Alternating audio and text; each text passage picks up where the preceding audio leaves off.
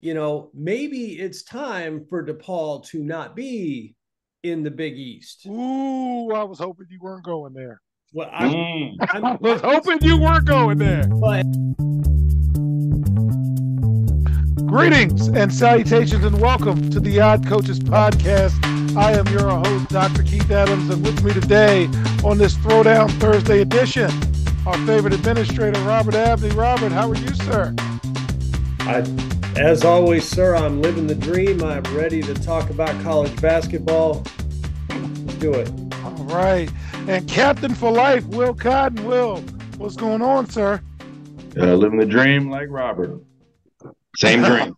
All right. So on today's episode, we're going to spend the majority of time talking about men and women's basketball. And then in segment 3, a couple of coaching situations of college football that will sneak in. But first, men's net rankings. First of all, fans, don't forget that the net rankings are how they're deciding the seedings. So they take in a lot of data. So a lot of times the net rankings don't match the AP rankings that you guys look at. So moving forward, at times I will tell you where certain teams are ranked in the AP, just so you'll know. But Houston's number 1 in the net, Purdue's number 2, Tennessee's number 3, Arizona's 4, BYU is 5 in the net, but 21 in the AP poll. And that's when your eyes go, what? North Carolina is 6 in the net, but 3 in the AP poll, so they've moved up to 3. Auburn is 7, Alabama is 8, and Alabama is not even ranked in the top 25. Please keep that in mind. Will, UConn is 9, and they're number 1 in the country, and Iowa State is 10. So one of the things you're going to notice, fans, on the men's side, not a lot of extended winning streaks. McNeese is winning on an extended streak. They got 13 games in a row. Carolina's at 10 games in a row. Shout out to Akiak. High Point is at 10 games in a row. And Richmond is on a 10-game winning streak. That's it for the men's game. Parity is here. Robert, any thoughts on men's college basketball last week and moving into this week? Well, like you said, parity is the thing.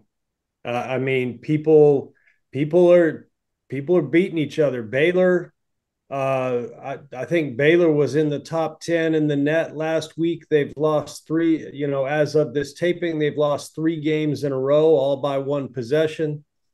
Saturday night, they lost in triple overtime at home to TCU, who's top 25 in the net. We were talking about Colorado State 2 or 3 weeks ago and how they were sneaky and dangerous.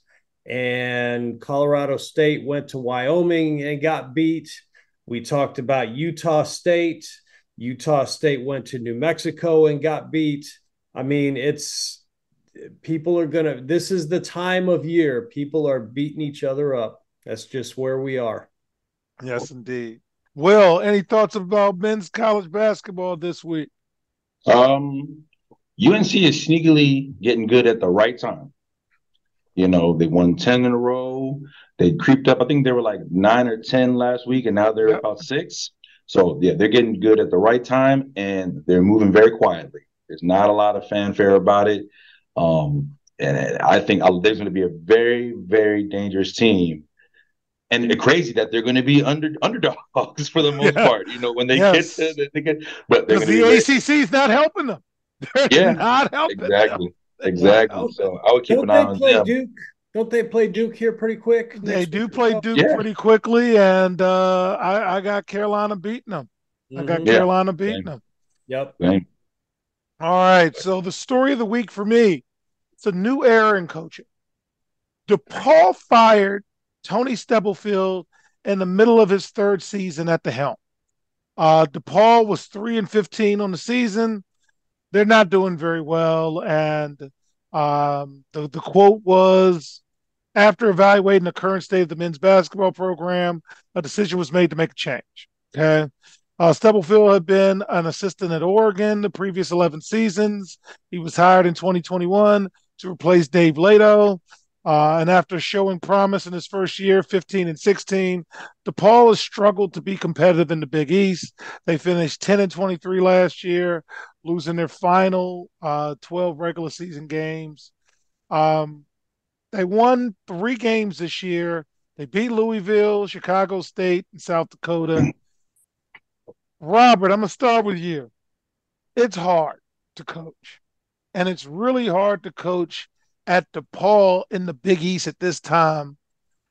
How do you build a program like that in this era when, man, I'm curious to hear your thoughts. So, and I have a text conversation with another friend of mine, and we talk about Indiana basketball, and it's kind of the same thing. Indiana hasn't really been relevant for 20 years. I mean, really, they have not really been relevant for the past 20 years. When was the last time that you can remember that DePaul was like people talked about DePaul, about being 77, good? and then maybe 81. Mark Aguirre, right? Yeah. That's Dallas Comagese, maybe. I'm really dating myself. That's what we're talking about. And schools schools are not good at evaluating where they currently are as opposed to where they think they should be. And, maybe it's time for DePaul to not be in the Big East. Ooh, I was hoping you weren't going there.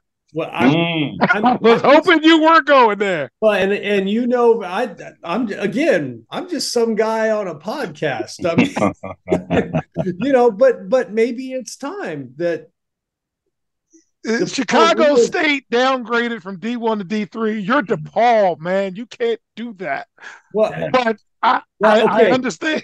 Okay, why not? I know. Because here's the stupid answer. You just can't. Will, what do you think, man? Because DePaul, as Robert says, they have a rich history. It's Chicago basketball and blah, blah, blah. But, man, you're just not good. And the gap is widening between the haves and have-nots.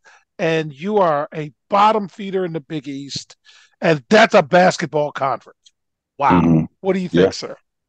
The St. John's used to be there. St. John's used to be there. They were a team that used to have a little prestige in the 80s and Mark Jackson and Chris Mullin. And then all of a sudden in the 2000s, they kind of fell off. They got in trouble with things going on outside the court. I'll say that. And it's really hard for them to get back into relevance. I mean, I think they've been in the tournament maybe 2 years in the last 20 years.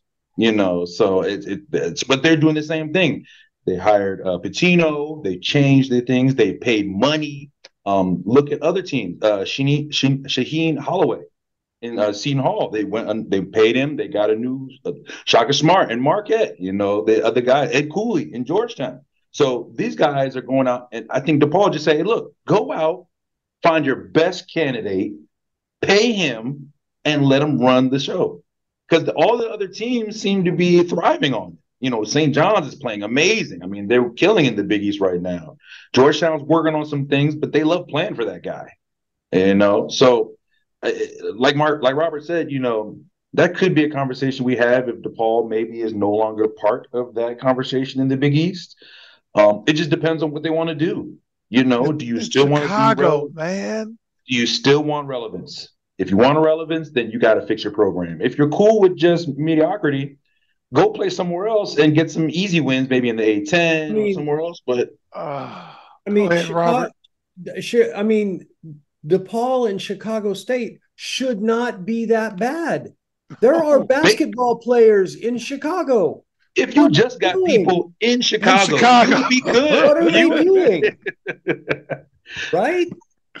I mean, is it too hard to get in? I mean, education standards. Know. When the story came about, that's what made me pause, because I think in this day and age, you can still construct a roster. Even with minimal financial, you can get players that you're not 3-17 in conference. Doesn't say you're going to win the conference because you haven't invested like that, but I just think there's a lack of alignment across the board, and they haven't really invested because this guy's in his third year. And you just said, okay, we're going to start over again. So it was because of who DePaul was and growing up and being a child of the 80s and Roy Meyer and Joey Meyer. And I'm like, you just don't get it. And of course, the ESPN 30 for 30 with Benji. I just paused on DePaul this week, and that was my story of the week. And you guys helped me talk myself through because you want teams like that to be successful. Same thing with Georgetown. It's going to take Ed Cooley a minute to get Georgetown at a spot because, quite frankly, Georgetown and Maryland, for that matter, just aren't doing what the other schools are doing for whatever reason, and they're struggling. And 4 weeks from now, when we're in March and we're not talking about these schools, that's when it really magnifies in terms of, hey, Virginia might be the last team to win a national championship on the cheap, if you will, if that if that makes sense. So when we get back, we're going to go to the women's game and a lot of chalk with the women's game as usual. We'll be right back on the Odd Coaches podcast. The reviews are in for Dr. Keith Adams' book, Finding the Balance, My Personal Journey to Academic and Athletic Success. College professor and student-athlete academic expert Dr. Lisa Rubin said, "There is nothing out there like this book, so I do hope people will pay attention and give it a read." Former George Mason standout Folarin Campbell said, "Consider this book an opportunity to work directly with Dr. Adams just like I did. I assure you that there will be something you can take away that will be useful to you throughout your personal journey." Ryan Waite, a recent college graduate who is a software engineer, said, "I like how the book is based on research, which makes it good for general students as well as student athletes." The book serves as both a memoir to Dr. Adams' 30-year academic and athletic career, as well as an instructional guide to assist student athletes, parents, coaches, teachers, and administrators navigate through the challenges of finding a better balance between academic and athletic success. The book includes over 15 personal stories and anecdotes from Dr. Adams, along with numerous former players and colleagues from a variety of sports and endeavors. You can order your copy at www.ckasaveproject.org. From the main page, simply click CKA Save Project Services and order the Find the Balance book. For more information, contact Dr. Keith Adams by email at cka@ckasaveproject.org. Welcome back to the Odd Coaches podcast in segment 2. Move to the women's game, and I also did the AP ranking and the net ranking. So number 1 in the net, South Carolina, and they're also number 1 in the AP. UConn's 2, Stanford's 3, Texas is 4, Texas is 10 in the AP. Utah's 5, Utah is 16 in the AP rankings. Iowa 6, UCLA is 7, Will, and they're number 2 in the AP. Kansas State is 8, NC State is 9, and LSU is 10. Significant winning streak, South Carolina on an 18-game winning streak. Gonzaga, 14 games. Kansas State and Fairfield, 15 games. Albany, 14. UConn, 13. Ball State, 12. Princeton, 10. And even Florida Gulf Coast is rolling on a 10-game winning streak. Will, what do you think about this past week in the women's game? Did we find out about USC's schedule? Yeah, it's just not that strong. It's just not that strong. So that's why even they're ranked, they're not gonna get the net rankings that they want. But I really like Alyssa Peely in Utah. I think she's tough, man. She has been very solid the whole season. She's been, she's just solid as a rock. Great foundation for that program, and not getting a lot of press. Or maybe it is, but ever since Angel Reese was suspended by Kim Mulkey, she has been balling. When I'm talking about 19 and 11, no time. She didn't have a great game against South Carolina, but she had a big shot. So she's locked in, man. So whatever she had going on with the NIL and the celebrity status, whatever's going on, it's behind her now. So she's looking amazing, and I think LSU is going to be a good team because Angel Reese is kicking it in at the right time. So that's what I probably think about that.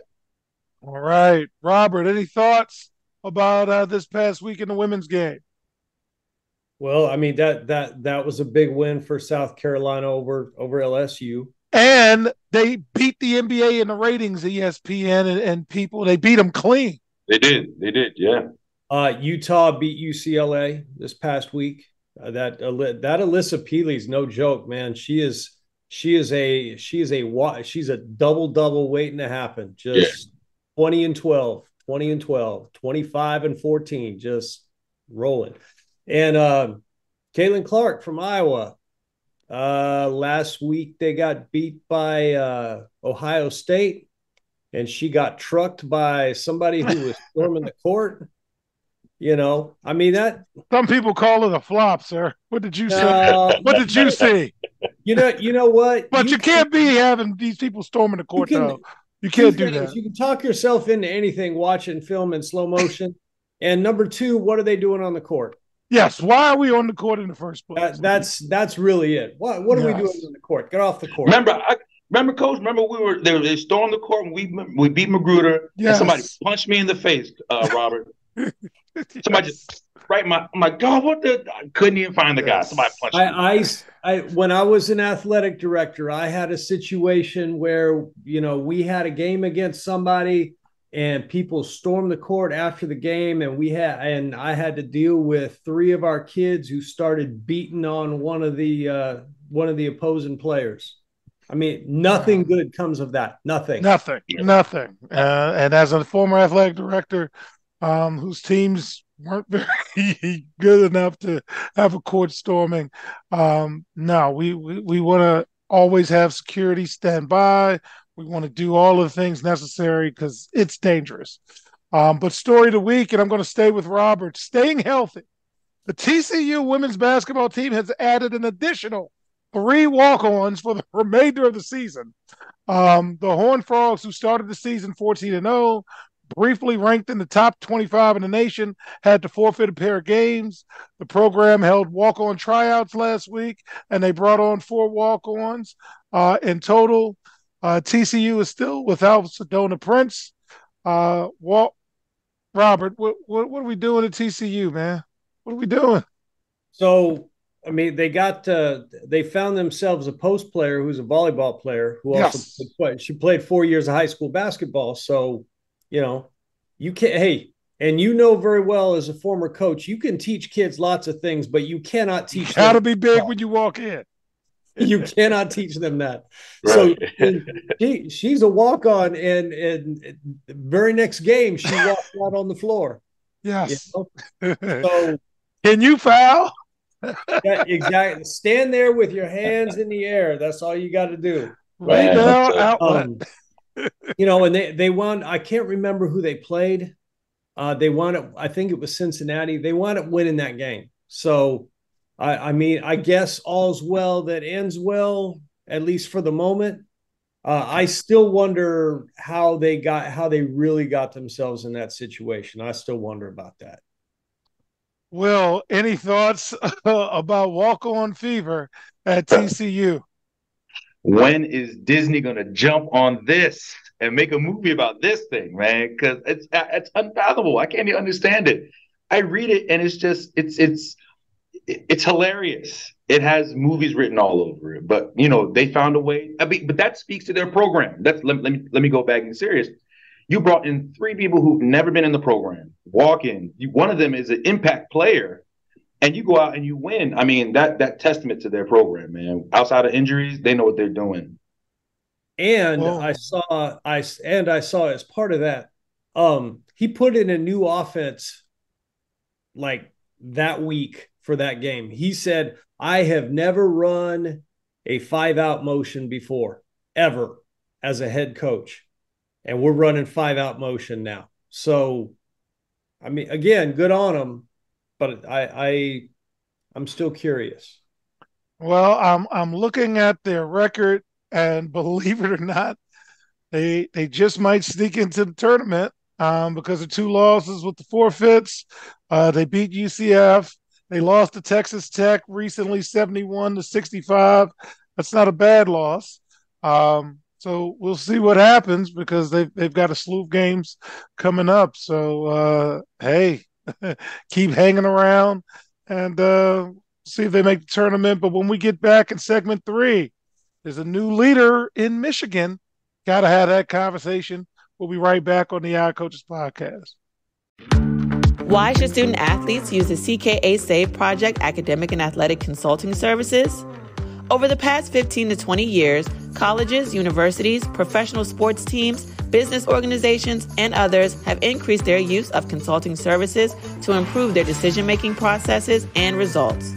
Over the same time, the athletic and academic landscape has changed for high school and college student athletes as the NCAA has raised initial academic eligibility requirements for student athletes while decreasing the number of transfer restrictions. Former college student athletes have noted that they were academic and athletically unprepared for the rigors of college. Let the CKA SAVE Project's close to 30 years of academic and athletic experience help guide student athletes to increase success as we work to help student athletes achieve the goal of obtaining a college degree. For more information, contact Dr. Keith Adams by email at cka@ckasaveproject.org.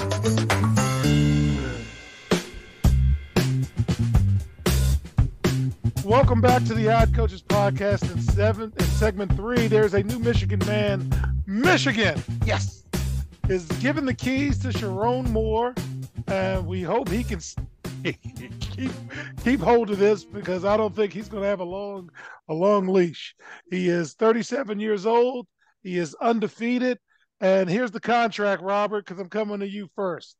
5 years with a base salary of $500,000. And $5 million in additional compensation in year 1. His salary and additional compensation will increase by 2% in subsequent years. He will receive a $500,000 per contract year if he remains head coach the entirety of the year. He can also earn up to $3.5 million in bonuses, including a $500,000 bonus for winning conference championship, $1 million for winning the national title, and his buyout starts at $5 million and decreases $1 million each year down to $1 million in his final year. Robert, any thoughts on Michigan making this safe contract hire? Well, I mean, I think it's a safe hire. I think they know what they're getting, at least personality wise. So I see why they went that route. And I agree with you, his leash is not going to be very long. If things start going sideways, I don't think they'll hesitate, especially in this day and age. You know, I don't think they'll hesitate to cut him loose. That buyout is not significant. No, not in any meaningful way. So they won't hesitate. Will, what do you think about the hire? Is this good? Is it bad? As you looked at the contract, are you saying, oh, man, what do you think? I mean, Michigan made the best choice. I mean, the guy who was basically coaching the whole season during the suspension, they basically just gave him a bonus and said, just keep doing what you're doing. But, you know, Ohio State did the same thing. You know, they had a great run with Urban Meyer, and then when he left, they hired Ryan Day, and they've kind of been able to sustain some sort of success as a program. You know, they haven't gotten to the big dance, but they've still been successful as a program. And I think Michigan will be the same thing. I mean, they're so big now. I mean, you're going to get talent just because you're Michigan, and you're going to get transfer portals at the same thing. So I think they'll be good 4 or 5 years. It just depends on what Michigan want to be. If you're going to be a CFP team, or if you just win, hey, we just want to win Ohio State every year. We don't care. I was going to say, neither guy can afford to lose that game. Yeah, exactly. Especially Ryan Day. Ryan Day can't lose that game next year. Neither one can. I'm like so locked into that game already, right? We're like locked in. You can't lose, man. You can't lose. All right, Will, I'm going to stay with you because I need your cynicism. How would you deal with this, Will? The New England Patriots wide receiver, Kayshawn, how do you pronounce this? Butt was arrested last week over allegations of illegal sports betting while he played at LSU. Louisiana State Police said the charges against, it's Boutte. Yes, it's Boutte. Boutte. Yes. Oh. I should have known that when my son is in French immersion. Included a felony count of computer fraud, misdemeanor count of gambling prohibited from people under 21. He used an alias account and he placed more than 8,900 wagers. I don't think he was doing it strictly for entertainment purposes only, with at least 17 bets on NCAA football games, including at least 6 involving LSU. If you're the Patriots, Will, what are we doing, man? You have to have a sit down and basically tell them, hey, we got to let you go. You gonna got him? You can't have the integrity. You can't have that integrity. You can't compromise your integrity. And that's what I'm thinking you're going to have. And if you're going to have us as the fans, if you're going to have us buy into sports betting and that everything is fair and everything is even, then you got to get rid of stuff like that, because it's going to create issues where I'm like, well, this guy's still playing and he's playing illegally and he's doing things he shouldn't be doing. So I think the smart thing they got to do, unfortunately, young man, how good you are, hopefully you get another chance at some point, but we got to let you go. We got to let you go. We can't trust you. It's like if you go to a company and you're great, people love you, you're doing your thing, but they find out they're stealing laptops, and you're selling laptops on the side, or you're buying laptops using the credit card. You can't do it. As good as you are as a worker, you have to stay within the guidelines. And he stepped outside of that. And unfortunately, we got to let you go. Right. Robert, you're our administrator. This is on your desk and you're the Patriots. What are your thoughts, sir? I agree with Will. I don't think you can keep him around. I don't think you can keep him around. I mean, and let's be honest. Let's back up. What did we think was going to happen? How many other student athletes are doing this that just haven't gotten caught? I mean, what did we think was going to happen? We knew this was going to happen. And it's just a matter of time. Maybe next year, maybe 5 years. It's just a matter of time before we have another point shaving situation like we've seen in the NCAA in the past. It's just a matter of time. It's going to happen. Wow. Because you're talking about a lot of money. A lot of money. And it's going to happen. Yes. I mean, what did you think was going to happen? Decided to have all of this, when ESPN decided to start talking about, the lines and stuff like that, which I don't care. I do not care. But what did you think was going to happen when you started doing that? Yes. Mm-hmm. Strictly for entertainment purposes only. But again, this guy made 8,900 bets. Yeah. All right. He has a talent. I don't know in the NFL, but he has a talent. I don't know if it's in the NFL, but keep doing what you're doing. And if it's legal now, just find a state and do what you got to do, because I need that. Who's got the time for that? But maybe that's because I'm old. All right, Robert, what do you think about this? Colorado self-reported 11 NCAA violations committed during Deion's first year as head coach, according to documents obtained by the USA Today. Among the self-reported violations were 2 incidences that occurred in May of 2023. One occurred when the Buffaloes hosted a postgraduate football camp in which prospective transfers who had not yet entered the portal, what are you doing, attended. Another one, the NCAA imposed a 2-week recruiting ban for June, a 1-day recruiting ban on transfers. As for Sanders' social media use, the Buffaloes were in violation of an NCAA rule when he hosted an Instagram live session featuring a prospective student athlete who has since committed to Texas. NCAA Rule 13.10.1.2 forbids recruits having any involvement in social media activity conducted by an NCAA head coach. Other violations include prospective student athletes entering the locker room during a pregame speech, That never happened. So, if you're Colorado, Robert, any additional disciplinary actions, or okay? What do you think, sir? The NCAA is still giving out penalties. I mean,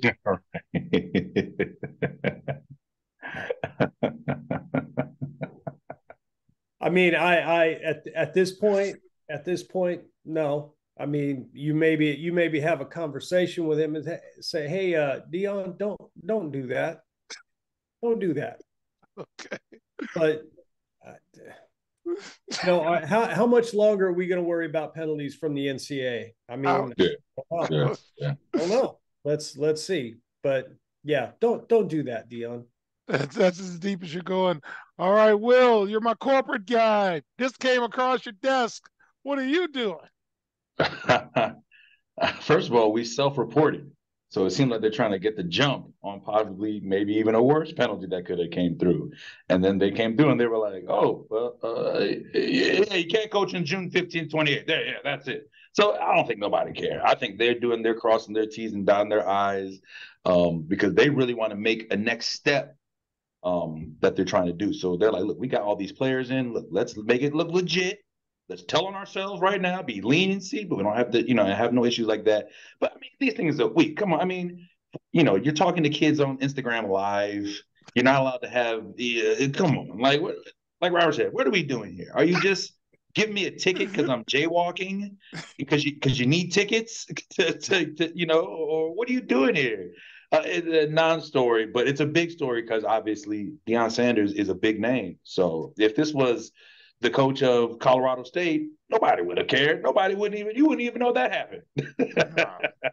All right, fans. So as we close this week, we have made the shift to have a more, quote, March-focused show, strictly for entertainment purposes only. Myself and Point Five will be in Phoenix this year for the Final Four. So hit us up. Looking forward to it. Staying at the cheapest hotel in the convention line, but that's another story for another day. Looking forward to connecting and reconnecting with the college basketball world. It has been some time since I've been at the Final Four. So this show will air February 1st, which means conference play is in full swing. So pay attention to the OCP. We're going to try to help your brackets early. Fellas, anything before we close, starting with you, Will? Any final thoughts this week? Oh, man. It's got I'm getting ready for the NFL, man. Like the playoffs kicking, the football is dropping off, and basketball is picking up. But, there's going to be a lull right there, right after the All-Star game where nobody's playing. There's no football. There's a little bit of basketball, but for the most part, it's going to be dry. So I'm soaking it up now because when it's over, I got to wait another 9 months and get my fix. So I'm just going to enjoy it. All right, Robert, what about you before we wrap up? Two thoughts. Number one, Big 12 basketball. It'll be all over the place, man. They're going to make a lot of people mad. And number two, Truck Day is February 4th. That's when the truck heads down to spring training. Truck Day is February 4th. Oh yeah, let's go, baby. Lord. Here we go. All right, so let's go Yankees. Let's go. Oh no! Half of my cavalcade of stars and the three people who still watch baseball. I am Dr. Keith Adams saying thank you for listening and or watching the Odd Coaches podcast. And we will see you on the sidelines. Till next time, take care. The Odd Coaches podcast is sponsored by the CKA Save Project. The CKA Save Project is an industry leader in providing student-athlete academic and athletic support. From assessing student-athletes' academic and athletic skills to measuring and monitoring student-athlete academic progress to improving student-athlete time management and organizational skills, the CKA Save Project provides wraparound services for student-athletes from middle school through college. For more information, visit us on the web at www.ckasaveproject.org or schedule a free consultation with Dr. Keith Adams by emailing cka@ckasaveproject.org. We hope you enjoyed today's show. The Odd Coaches podcast drops new episodes every Tuesday through Friday on most weeks. Make sure you subscribe to the Odd Coaches podcast on Apple Music, iHeartRadio, Podbean, Spotify, and YouTube. Follow the Odd Coaches podcast on Twitter and Instagram @OddCoaches. Follow Dr. Adams on Twitter and Instagram at CKA Save Project. In addition, follow Coach Mike Francis on Twitter and Instagram at Coach Franchise, spelled Coach Franchize. For more information about the CKA Save Project, please visit them on the web at www.ckasaveproject.org. See you next time on the Odd Coaches Podcast.